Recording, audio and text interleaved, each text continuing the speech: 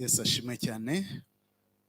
Nongeye kubasuhuza mu izina ry'umwami wacu Yesu Kristo, kandi mbifuriza amahoro n'imigisha biva kuri Kristo Yesu.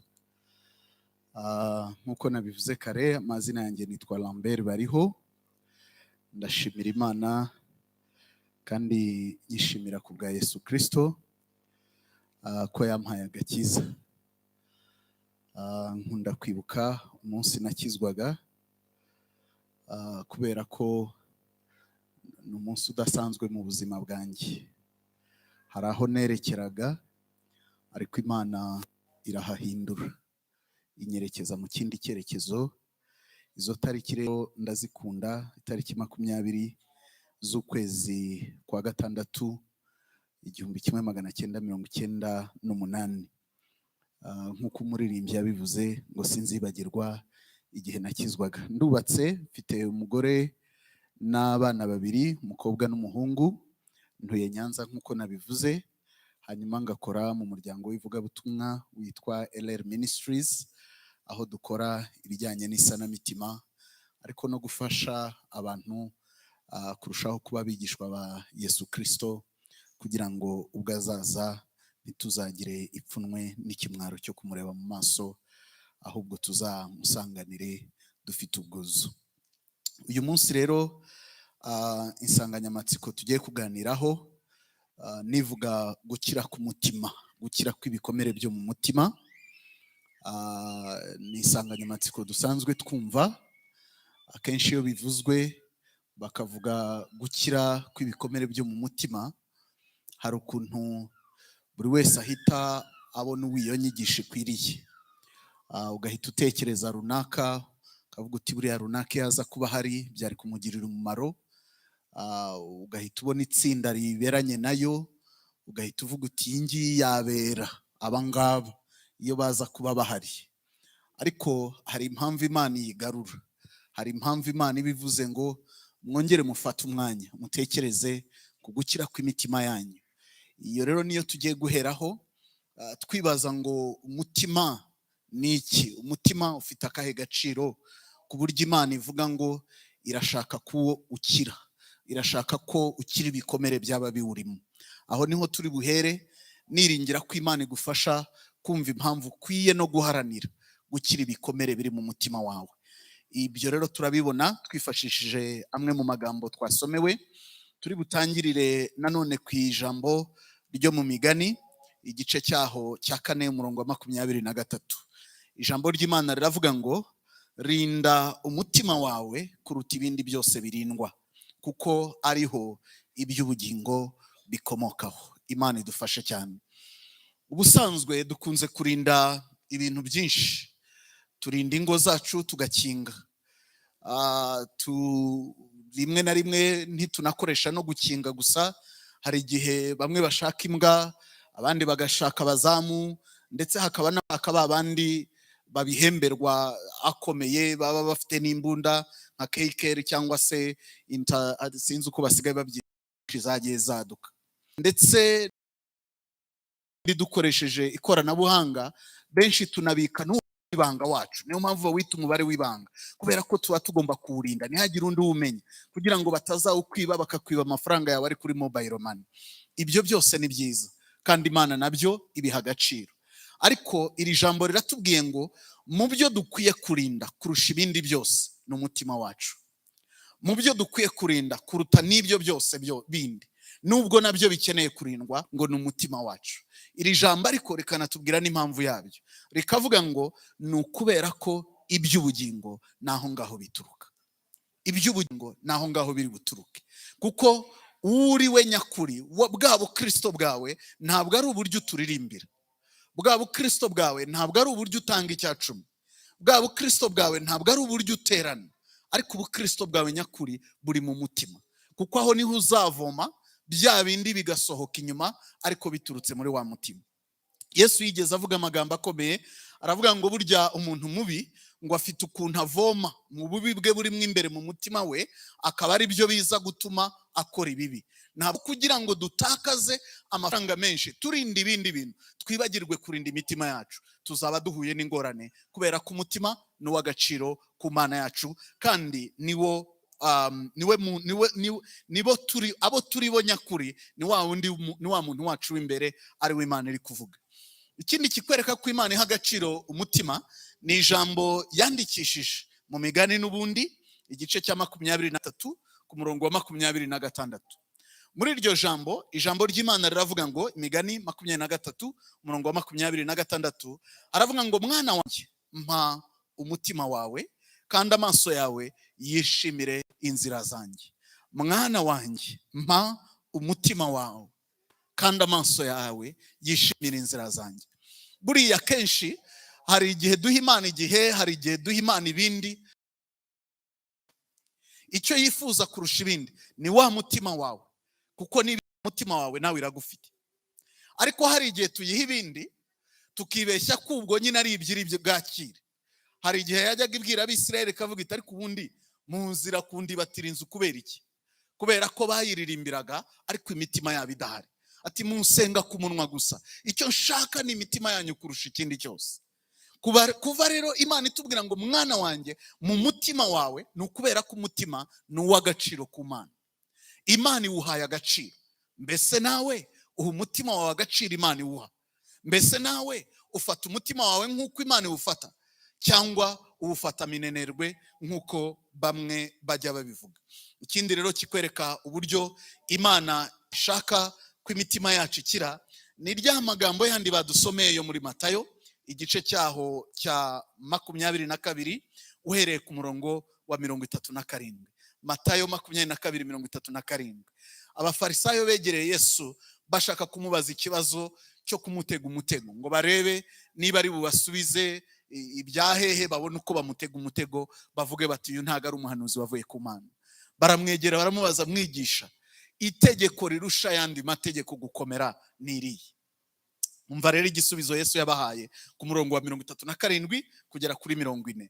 Haravuga ngo nawe aramusubiza ati, ukundishe Uwiteka Imana yawe umutima wawe wose n'ubugingo bwawe bwose n'ubwenge bwawe bwose. Iryo ni ryo tegeko rikomeye ry'imbere. N'irya kabiri rihwanye naryo ngiri, ukunde mugenzi wawe nk'uko wikunda.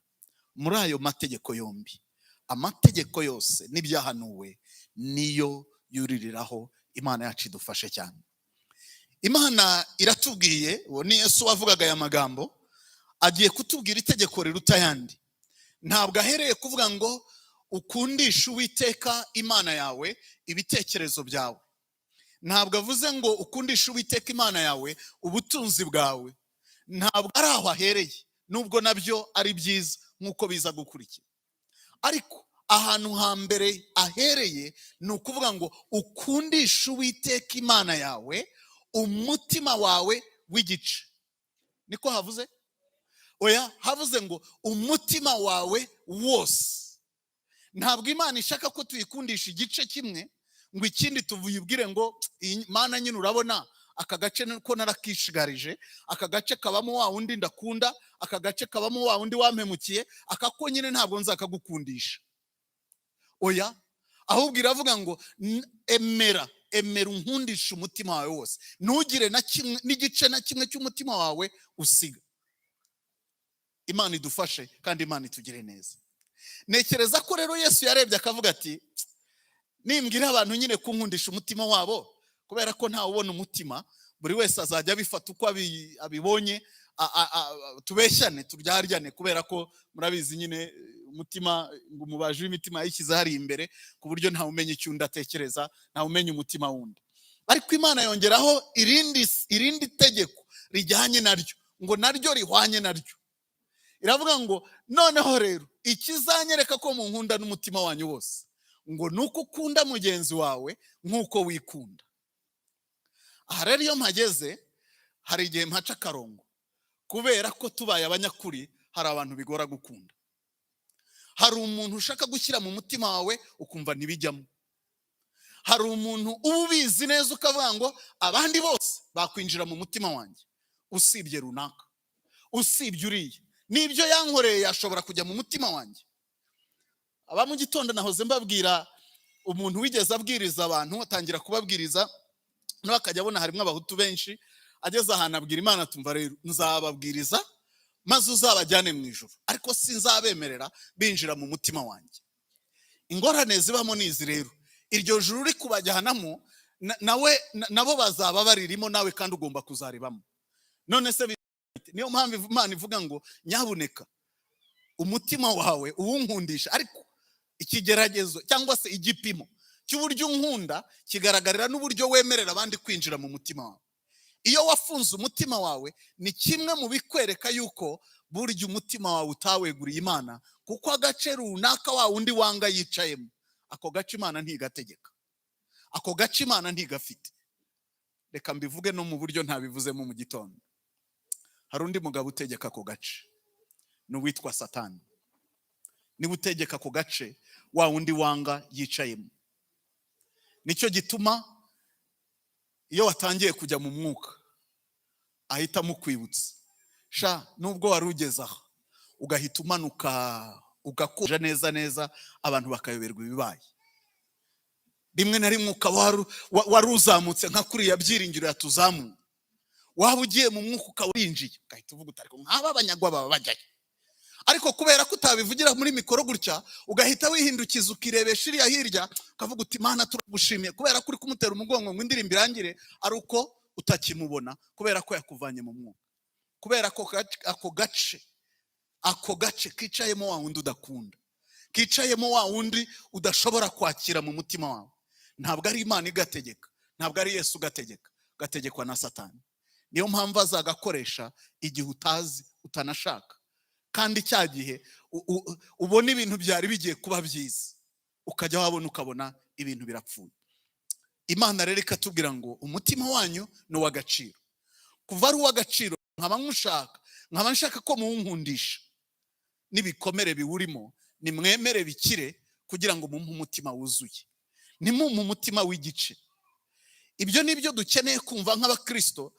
Ntidutekereze buri gihe ko gukira ibikomere ari ibireba abahutu n'abatutsi, abarokotse jenoside n'ababiciye, maze twebwe wenda twavutse nyuma ya jenoside cyangwa twari iminembwe cyangwa se twarahandi, tukumva twebwe ntabwo bitureba. Umutima wawe icyawukomerekeje cyose, umenye ko uwo mutima ni uw'agaciro imbere y'Imana. Kuva ari uw'agaciro imbere y'Imana rero, Imana iravuga ngo nyemerera ngukize, ukiri ibikomere, unkundisha umutima wawe wose, uwumpe wose, nta gace ushigajemo runaka cyangwa se usigajemo bariya, kandi nako wakagombye kukama. Ibyo birasobanutse bene data. Imana idufashe kandi Imana itugire neza. Ikindi rero nshaka kuvuga kandi nkundira Imana, nuko buri Imana ndangirije ahangaha buri wese yatahavuga ati ubu se tugiye kurwana nabyo tubigenze gute. Ariko reka nkubwire inkuru nziza. Imana yacu itandukanye natwe. Ubundi ari jyewe nabasiga gutya nyine nkigendera, ngasiga mbabwiye ngo dore ngibi byo mukora, mugende mwirwarize, murebe uburyo imitima yanyu kirabigenda. Ariko Imana yo ntabwo ari uko yabigenje, kubera ko idukunda ikabizi n'uburyo tuba twakubititse, kubera ko izi ngo kuva yaturema tugakora icyaha habayeho ibidukomeretsa byinshi, nk'uko wa muririmbyi yabiririmbye akavuga ngo ndacyabona ibinkomeretsa, ndacyabona ibinduhije. Imana kubera ko ibizi yatanze igisubizo mu mwana wayo ari we Yesu Kristo. Iramwohereza iravuga ngo ndacyashaka imitima y'ubwoko bwanjye, ndacyashaka imitima y'abantu kandi nyishaka ikiza. Ngiye kohereza Yesu rero abe igisubizo cyo gukira kw'imitima yabo kugira ngo bashobore kuyima ikize kandi yuzuye. Niryo jambo rero twasomye ryo muri Yesaya 61 uhereye ku murongo wa mbere ukageza ku murongo wa 4. Twereka icyazanye Yesu, ritwereka icyo Yesu yakora mu buzima bwacu, ritwereka uburyo Yesu ari igisubizo cy'ibikomere dufite mu buzima bwacu. Bavandimwe, reka mvuga akagahinda kanjye muri ubu buryo. Mu bintu bimbabaza, niba ari ukubera ko mbikoramo buri munsi simbizi, ariko buriya mbabazwa n'umukristo uzi ko Yesu akiza ibikomere, ubundi akigira umunyarwanda akavuga ngo njyewe sinakomeretse, agahita yitarutse. Njyewe ni ukuri da, mu bakomeretse sindimo, njyewe ntabwo nakomeretse. Yesu agakomeza ahinginga avuga ngo wanyemereye nkakomora ibikomere. Yakobo yigeze avuga ijambo rikomeye, aravuga ngo mbese intambara n'intonganya bituruka he muri mwebwe? ngo ntibiva mu byiganira muri mwebwe. Dore nibyo Yesu aba ashaka gukiza muri twebwe, kugira ngo tubashe kubana amahoro, tubashe no kuba umucyo umurikira abandi nk'uko tugiye kubibona muri iki cyane. Ariko ni agahinda kuba dufite umuti wo mu maraso ya Yesu Kristo, ariko tugakomeza kubaho tubanye ibikomere, dupfuye kandi umuti uhari. Mwese ntimwambaye udupfukamunwa simbibona? Mwibaze nk'ubu umuntu avuze ati navumbuye umuti wa covid, muhumure niyo yahazi imeze ite, covid nabonye umuti wayo urahari. Ukavuga ngo jewe sinzawunywa, ngo ntacyo nzakomeza niyambarira agapfukamunwa, n'ukuntu kakubuza kuririmba, n'ukuntu kakubuza kubaho. Ibyo rero nibyo abakristo benshi dukora, nitwemerere Yesu ngo yinjire mu mitima yacu, akora ibyo yavuze muri Yesaya 61 tugiye kunyuramo twihuta, kugira ngo nabikora maze tubashe kuba ibyo ashaka ko tuba byo muri Yesaya 61. Ni ibiki rero byazanye Yesu? Turabisoma tubinyuremo twihuta uko Imana ibidushoboza. Ijambo ry'Imana riravuga Yesaya 61 umurongo wa mbere ngo umwuka umwami Imana ari kuri jye, kuko Uwiteka yansize amavuta. Aho ndahakunda cyane. Nkunda ko Yesu ibintu ashaka gukora mu buzima bwawe ntabwo ari ibintu yihangishijeho. Murabizi muri iki gihe dufite gahunda yo kwihangira imirimo, ku buryo n'umuntu ahanga umurimo agahanga ibyo adashoboye, ariko akabihanga nyine akagerageza akarwana nabyo bikamuvuruguta rimwe na rimwe bikagira. Nahoze mbwira ba mu gitondo nkabwira ni nkanjye ndabizi gucuruza byarananiye, ariko mu rwego rwo kwihangira imirimo nahagenda ngapacapaca, nanjye ngacuruza ngashinga butike, nkagerageza ibyahariya n'ibyahariya, kubera ko kwihangira imirimo nyine. Ariko ibyo bitandukanye no gukora ibyo umwuka w'Imana yashyize kuri jye ndetse n'ibyo nasigiwe. Ibi bintu rero Yesu agiye kuvuga ashaka gukora mu mutima wawe, wa mutima Imana ishaka, umenye ngo yarabisigiwe, umenye ngo Imana yasutse umwuka kuri we, arabikora nk'umuntu uri qualified, nk'umuntu ubishoboye, ntabwo ari bugerageze. Hari umuririmbyi witwa Masabo Nyangezi yigeze aririmba indirimbo ivuga ukuri ukuntu, aravuga ngo kwa muganga turahakunda, ngo kwa muganga barasanasana iminsi ikaba yicuma. Yesu rero we ntabwo asanasana ngo iminsi ibe yicuma, oya, arakiza, akora bya bindi akabikora. Kubera iki? Yarabisigiwe kandi umwuka w'Imana ari kuri we. Niyo mpamvu rero iyo umwemereye hari ibintu akora muri wowe kandi akaguhindura nk'uko tugiye kubibona muri iki cyanditswe. Yasigiwe ibiki rero? Ibintu byinshi mbinyuremo nihuta. Icyambere ngo ni ukubwiriza abagwa neza ubutumwa bwiza. Izindi Bibiliya zikavuga ngo ni ukubwiriza abakene ubutumwa bwiza. Izindi zikavuga ngo ni ukubwiriza bariya baremerewe, bamerewe nabi ubutumwa bwiza. Niyo mpamvu natangiye mbabwira itariki nakirijweho, kubera ko narindushye ndemerewe. Ku myaka 17 njya mu kabari ngataha ntakibuka izina ryanjye. Ku myaka 17 urwagwa rwa butunda rwenda kuzanyica, ariko Imana igira neza, ubwo butumwa bwiza nanjye bungeraho. Uyu munsi mpagaze ku maguru yanjye mvuga ngo hari Imana ijya ivana umuntu muri bwa bundi ikamuhagarika, kubera ko hari ubutumwa bwiza bwa Yesu Kristo yaje kuvuga mu mutima wacu. Icyama nawe ukumva iryo jwi rikubwira ngo ibyo byose bikuremereye, n'ibyo Satani agutwaje igitugu, buriya uwemereye Yesu afite ukuntu yakubwira ubwo butumwa bwiza nawe akaguhindura, ugahinduka icyaremwe gihe. Mubona kwinyaraho bimbereye, mubona kunywa ngasinda nkagenda ntazi. Ari ukuntu twagendaga utwirinda gwengama ngo nuhenga murazimena. Umunsi umwe ndazimena da, kandi nzimena ahantu habe muri dore utwaraho twararaga niga muri segonderi. Ariko sinzibagirwa aho Yesu yankuye, kubera ko ni Yesu ugenda akagira ukuntu akubwira ubwo butumwa bwiza akakuvanayo. Imana ishimwe cyane. Ibyo rero biri mu byazanye Yesu, ariko saho gusa, ntabwo yamvanye mu byaha gusa, ahubwo hari n'ibindi yakoze. Umva igikurikira ngo yantumye no kuvura abafite imvune mu mutima. Imana ishimwe cyane.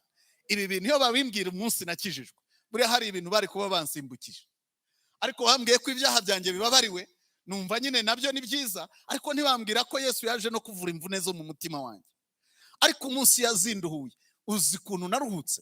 Kambabwire kamwe, ugaba mu gitondo barahombye akase nakavuze. Uzi ko umuntu akizwa agakizwa nk'umuhutu? Uzi ko umuntu akizwa ugakomeza kubana ibikomere byawe? Yewe narahunze mpungira tingitingi. ibya bindi bavuga ngo bya tingitingi. Ariko ngakizwa nkajya ngira ubwenge. Hari ibintu tuvuga mu kirokore ngo nugukizwa ariko ukajya ugira ubwenge ngo nk'ubw'inzoka, hanyuma ngo ukagira harya ngo gutuza nk'ukwinuma, ukamenya uwo mubana nawe, ukamenya uwo muganira, ukamenya icyo muvugana. Hano sindi buvuga ibi ndakoma rutenderi, uriya niwe tuzabana, uriya n'ukuriye. Ariko hari ukuntu Yesu ajyaza akavuga ati nizo mvune ufite mu mutima buriya nshobora kuzikuruhura, nkaguha kuruhuka, nukomeze kwicwa n'ibyagukomerekeje. Ubwo se mvuze ibyo nibyo byari byaranyishe gusa? Oya, si ibyo gusa. No mu nzu ya data nari narakomerekeyemo. Ndi umwana wa gatatu wavutse ntunguranye, bya bindi byo gutungurana. Nteza ikibazo mu rugo. Data ati utwise gute? Mama ati natwise nyine nta kundi biri bugende. Ati uruwa nyoko nyine genda uba umwana wa nyoko. Ibyo nabyo byari byarankomerekeje. Noneho nakura bakajya bahora bangereranya n'abakuru banjye, ariko wagiye ushabuka nk'abakuru bawe, ariko wowe kuki utagenda nk'abariye? Ibyo nabyo byari binyishe mwo kagira Imana. Ariko hari Yesu uvura mwene izo mvune zo mu mitima. Ubwo se mvuga ibyo gusa? Ubu rero nameze umusatsi ndanabyibuha. Kera nagiraga agatwe gasongoye hano inyuma. Twiga muri primaire abandi bana bajyaga baturuka inyuma bakandya ubugari. Bakandya ubugari, bakavuga ngo reka tukurye ubugari turabona kameze nk'ubugari bwiza. Ariko nkavuga ariko Mana, ubu ko kuri urutwe rumeze gutya warumpaye ushaka iki koko? Iyo umpa nanjye agatwe gasennye nk'abandi. Ariko Imana ishimwe ko niyo mvune Yesu ajya agira uko ayiruhura, kubera ko nayo ashobora kuyikuruhura. Imana ishimwe cyane. Aba mu gitondo nababwiye ukuntu nakomerekeye mu kurambagiza. Bakagukubita akadobo cyangwa bakakubenga. Hari umunsi bambenze, gusenga birananira, kurya birananira, nkajya mu materaniro nkibaza icyo ndi kuhakora, ngataha ngateka nkabimena kubera gusa ko bambenze. Icyo nacyo ni ikindi gikomere, ariko nibyo nabyo Yesu arabikiza. Ni imvune zo mu mutima zose uko zaba zimeze kose. Abakomerekeye mu rushako, abakomerekeye muri jenoside yakorewe abatutsi, abakomerekeye aho ariho hose. Reka mvuge n'abaminembwe, kuko bo baracyanakomereka. Bene wabo bamerewe nabi muri ibi bihe, kandi ubu ntimurana nari mwaha hantu kandi mufite benshi. Hakurya hariya muri Kongo ibintu biracika, abantu baracyafatwa bagatwika bakicwa mu buryo buri aho ngaho gusa. Nta cyaha bakoze, kubera gusa ko bashobora kuba bavuga ikinyarwanda, kubera gusa ko bitwa ngo n'abanyamurenge. Ibyo bikomere se wagize ngo Yesu byo ntabikoraho? Aragenda akabyoma, kubera ko mu byo yasigiwe, mu byatumye umwuka w'Imana muzaho no kuvura abafite imvune mu mutima. Imana ishimwe cyane. Igikurikira rero kivugwa muri iryo jambo kiravuga ngo ni no gutangariza, oya reka mbivuge neza, ngo yantumye no kumenyesha imbohe ko ziwohowe, ariko narangiza ngakingurira n'abari mu nzu y'imbohe. Buriya ibikomere byo mu mutima bijya bikugira imbata, bikakuboha, bikakwica mu mutwe, ukagenda ugapfa, ukaba imbata y'amateka yawe, ukaba imbata y'ibikomere byawe. Ariko ibyo Yesu nabyo, izo ngoyi Yesu ajya azica, akakwagura mu mutima, akagukingura, maze akaguhindura icyo yifuza ko akora. Ngo ikindi cyamuzanye kandi gikomeye cyane, ngo ni ugutangariza abantu umwaka w'imbabazi z'Uwiteka.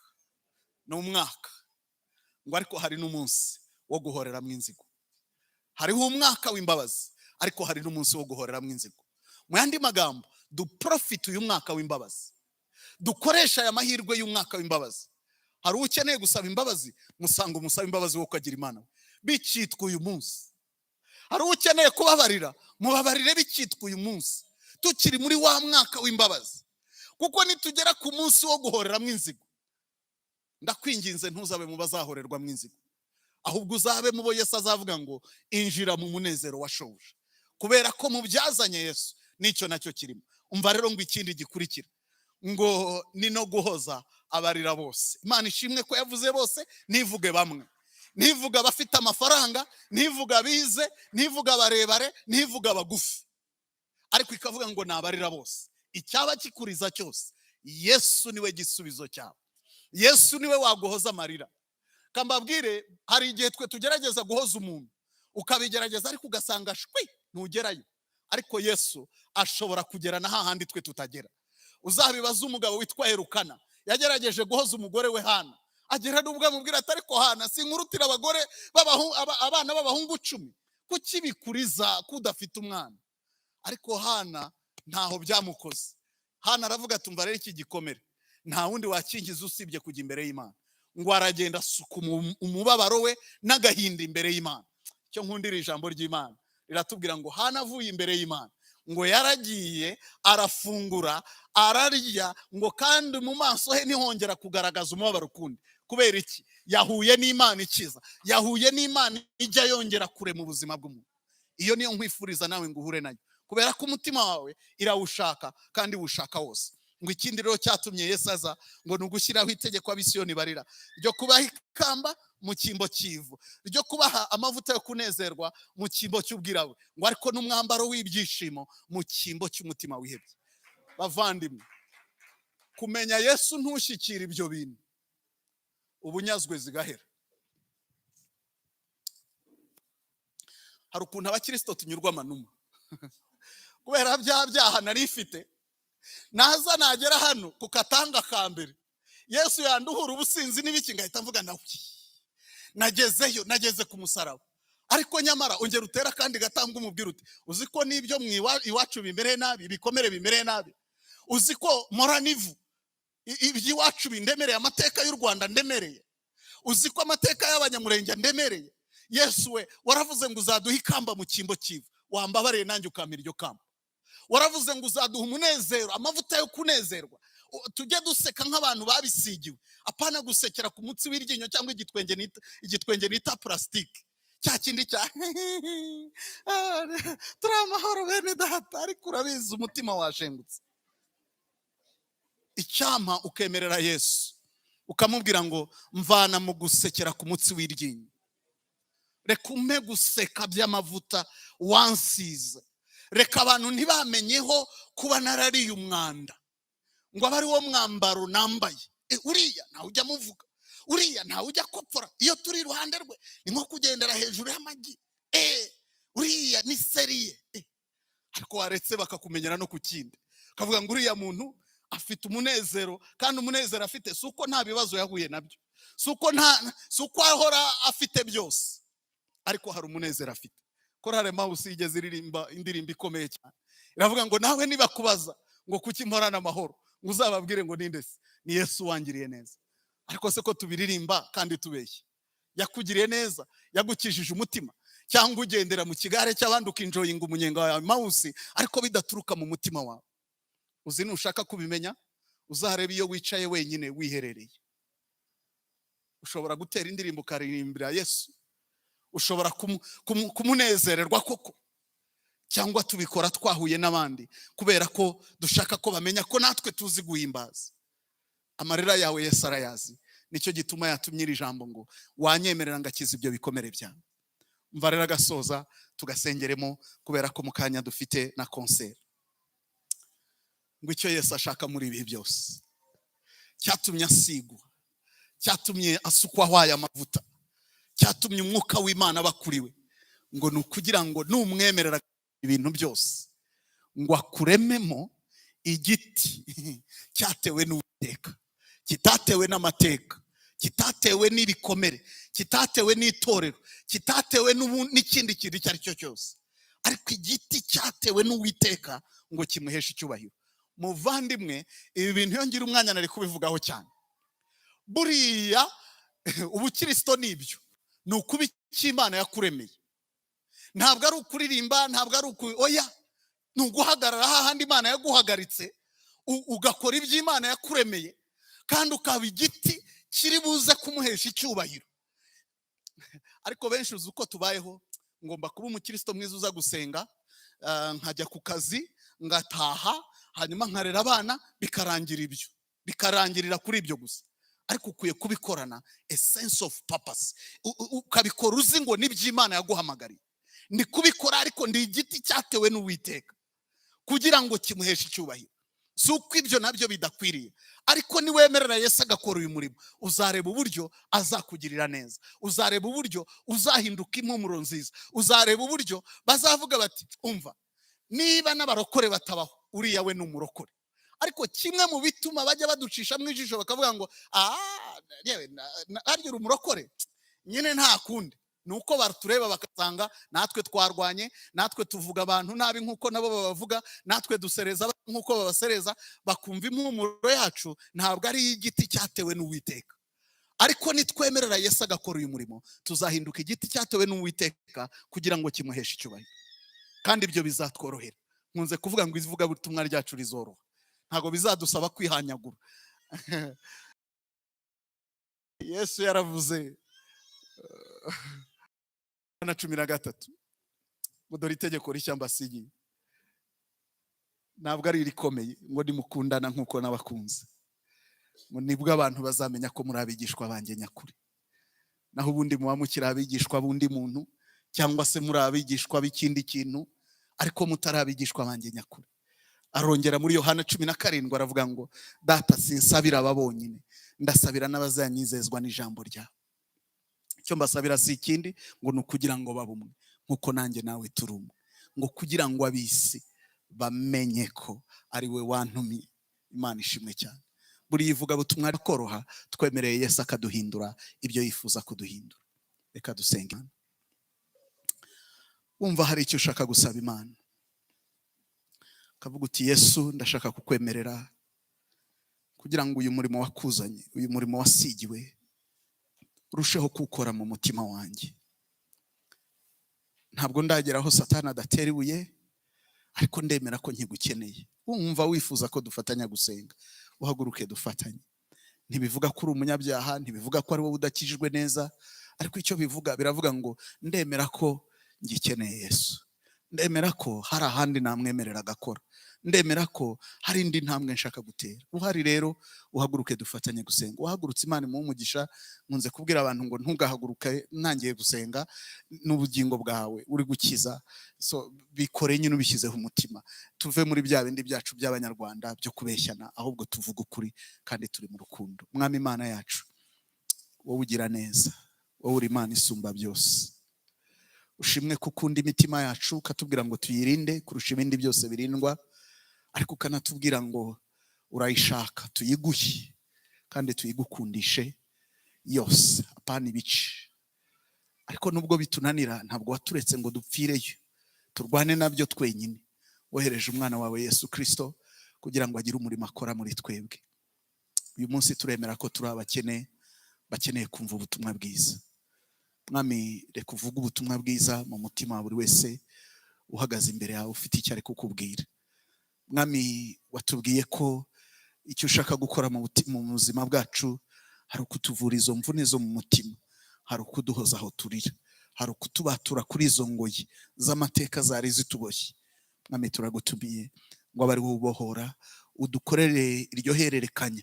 Wavuze ngo ikamba mu cyimbo cy'ivu, amavuta yo kunezerwa mu cyimbo cy'ubwirabure, ndetse Mwami ngo n'umwambaro w'ibyishimo mu cyimbo cy'umutima wihebye. Reka udukorere iryo hererekanya, urikorere mwene data, urikorere umukuru n'umuto, abari wowe utugirira neza Mwami, kubera ko twifuza ko tuba bya biti byatewe nawe ngo bikuheshe icyubahiro, bitatewe n'amateka, bitatewe n'ikindi kintu icyo ari cyo cyose. Ngwino dutabare Mwami, ngwino tugire neza. Wumve gusenga kwa buri wese uri kugira icyo anihira imbere yawe, kandi nuri bukomeze kugusenga ahagaze muri iri jambo, Mwami Imana ukomeze kumwumva.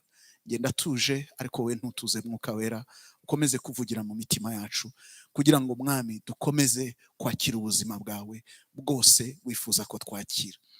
Ndagusabye ngo niba hari icyo navuze kidaturutse kuri wowe, Mwami Imana ukimbabarire, ariko niba hari ukuri kwawe kwavugiwe ahangaha, Mwami Imana ndagusabye ngo ube inyuma yako, uguherekereshe ibimenyetso n'ibitangaza byawe, kugira ngo imbuto ibibwe yere nyinshi kandi inyinshi zigumaho. Urakoze rero, utanga umugisha wawe kuri iri torero no ku banyetorero no kubikurikira byose, mu izina rya Yesu tubisabye twizeye, amen. Imana ibahe umugisha.